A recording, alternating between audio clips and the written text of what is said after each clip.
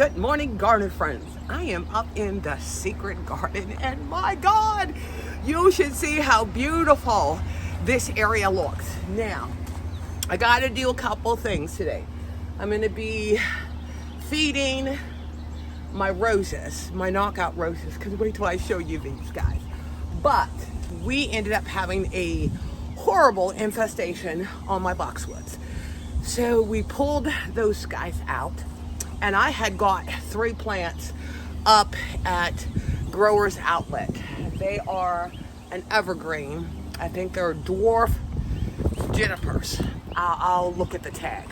But the thing of it is, when I bought them, they were in the 3-gallon. And when I went back up, they only had them in the 1-gallon containers. But you know what? I will just monitor them and make sure that, as they start to grow. But this is the one thing that I learned in the Master Gardener class. When you are planting a new shrub, this is the thing. If you want your shrubs to be very vibrant, their roots have to get set. That is the main thing that you want them to do in order for them to be successful. Because you think about it, you trim it, and what does it do? It goes into the mode of reproducing, of flushing out new growth. So these ones that are a little bit little, I'm not going to do anything with those guys. I'm going to leave them just the way they are. Just get them planted. Make sure I put some biotone in there and keep these guys watered. So let me turn the camera around so you can see how beautiful the secret garden is looking. Okay, so look at my climbing rose. Got tons of buds on them. Like I said, I'm gonna go ahead and feed them. Look at that. And then so very healthy. Look at, and as you can see, I got a lot of space in there for air, for circulation, so we don't have to worry about any kind of fungus or disease on my roses. But look at this. I had trimmed back my larapi, and new growth is coming. Those are my alliums. Now those are the new shrubs that I ended up putting in here in replace of the boxwoods. And then look at my knockout roses, just covered with rosebuds. This is going to end up looking so pretty, and my variations of my color blend daffodils look so nice. And then my pansies look good up here too. And then this is a Veronica. I have Veronicas throughout the garden bed. And then guys, look at this. This is my pink mink clematis. It is probably a good 2 feet. Kevin's gonna come up here and put the wire up so I can go ahead and get these guys trained. And all 4 of them are doing really, really nicely. Now, on my obliques, I'm kind of hoping that my Mystic Blue comes through, that I purchased last year, that they just went crazy. So that's part of the reason why I want to have all 3 of them climbing up, to have it support and also not have it look so crazy in here. My Garo is coming up. I love Garo. I love the wispiness, the carefreeness of it in the garden. My Helen Vonstein is liking this spot. I'm not seeing that mushy, but you know what? The mushy leaves, but we are not in the heat of the summer. My Texas Vertex lilac is blooming nicely. We cut that back. I see some branches that I'm gonna probably cut back that I don't see any growth on them. But this is doing really, really nicely. Okay, and then this is, like I said, I can only get the 1 gallon, and these are called, okay, this says it's cryptomeris, but these are actually dwarf junipers. That's what they were. So I have 3 spots and 1 down there that I'm gonna put in here. But yeah, the rose bushes are looking amazing. And then my hibiscus right there has growth on it. So I'm excited for that. And then look at these daffodils. Aren't they gorgeous? And I love that combination that I ended up getting of the yellow and white. I forget what the name of these guys are, but I'll put them up.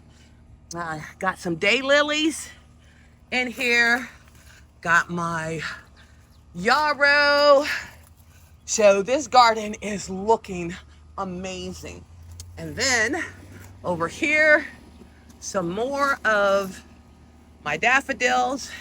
These are my white wedding hydrangeas. And it looks like I need to go back here because this is my perennial snapdragons that we ended up, or Kevin built this wood trellis for me so that they can climb up. But you can see they're down there on the ground. I want to start getting them trained because I don't want them crowding out my white weddings. My hawthorn is looking good. My maiden grass has taken off. But yeah, as you can see, I need to get back there and get those snapdragons to start climbing up the trellis here. But yeah, and then, like I said, look at my pink mink. All 4 of them are a good 2 feet tall, but we're going to go ahead and get the wires set up so that they can start climbing on the trellis. So let's turn around so you can see the other side. Okay, so my foxgloves are doing well. Those are, what is it, stock flowers. I don't know if, it looks like those are buds on there. So I think those guys need to bloom. My cannas are doing well. My candy tuft. I do have an extra candy tuft that I think I'm going to be planting up here. I want to get in there and my yellow flag irises, get all that dead stuff pulled out. And then, I don't know why I did this, but as you can see, my oxtail looks absolutely gorgeous. And then I have some more stock flowers in there. But right there is my amenities. I don't know why I did it. Probably because I just wanted some place to put them.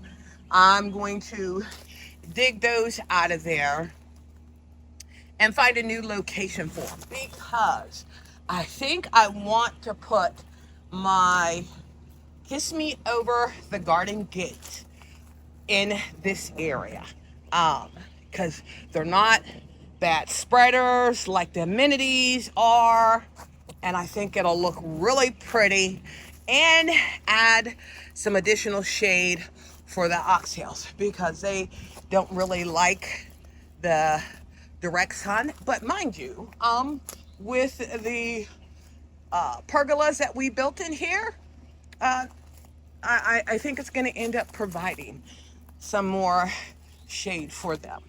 But yeah, oh, and then this here is another perennial. Guys, I thought this thing was dead when I planted it. I did not think it was going to do as well as it's doing. So these are the Kiss Me Over the Gates that I'm gonna go ahead and plant in there. Use my biotone, and then this is the thing. I usually like to sprinkle the blood meal all over my garden beds to keep the squirrels and chipmunks from digging in there, especially when I've planted something new. And then I use my Bio Advance all-in-one rose and flower care for all of my roses to make sure they do not end up with disease or the aphids don't end up bothering them. And then this is the one thing that I do, okay? As you can see, I really don't have a lot of mulch around the base of my roses. And that's one of the things that I'm gonna do is I'm gonna get, push the mulch away from it and then put my 3-in-1 down, because that seems to keep me from having issues with, you know, aphids or my leaves yellowing. Because as you can see, sun is shining on my roses.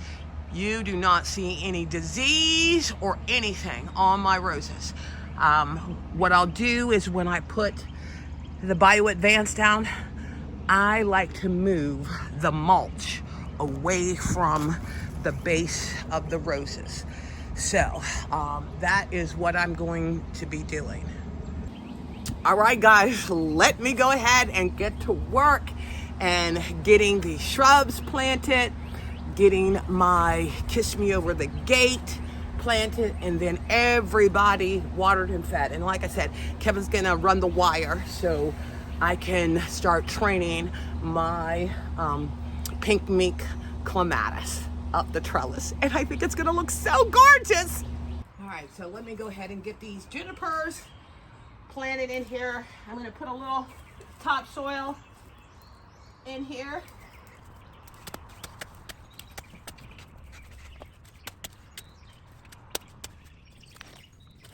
A biotone.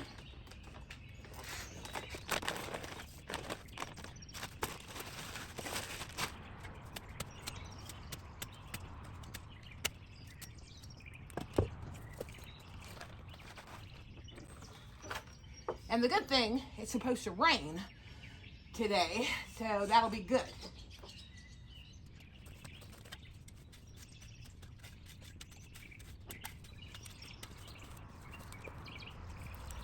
All right, I'm gonna go ahead and get the other two planted and then head over there and get that amenities dug up and put my Kiss Me Over the Gate. Okay, so I got the sweet peas, starting to get them trained up the trellis. But boy, I tell you, a week away from this, these guys were sort of congregating down at the base. I got my evergreens planted, which are my dwarf Japanese cedars. Right there, those three. As you can see, my daffodils have died back, but look at my roses. And then I also checked to see how my new mystic salvia was doing. I got new growth coming up, but the garden bed and the secret garden is looking really nice. And then we got the wires up.